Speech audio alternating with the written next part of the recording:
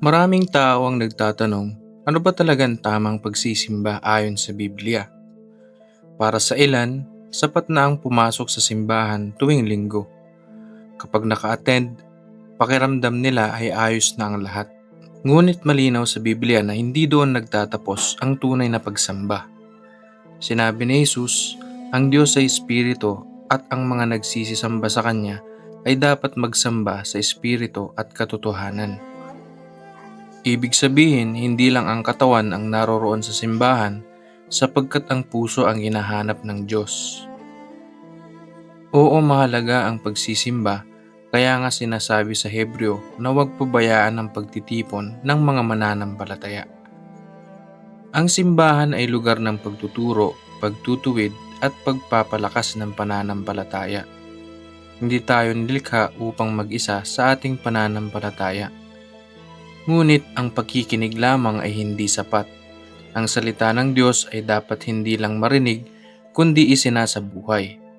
Sapagkat ang pananampalataya ay napapalakas sa pamamagitan ng pakikinig sa salita ng Diyos. Ngunit ito ay napapatunayan sa pamamagitan ng pagsunod. Sinasabi sa Roma na ang tunay na pagsamba ay ang pag-alay ng ating sarili bilang handog na buhay sa Diyos. Ibig sabihin, ang pagsamba ay hindi lamang awit at panalangin, ito ay pamumuhay na kalugod-lugod sa Kanya. Kung ang isang tao ay banal lamang sa loob ng simbahan, ngunit iba ang asal sa labas, malinaw na may kulang. Ito ang babala ni Jesus. Iginagalang nila ako ng kanilang mga labi, ngunit ang kanilang mga puso ay malayo sa akin. Kaya ang mahalagang tanong ay hindi lamang kung nagsisimba ka ba, kundi sumasamba ka ba ng totoo.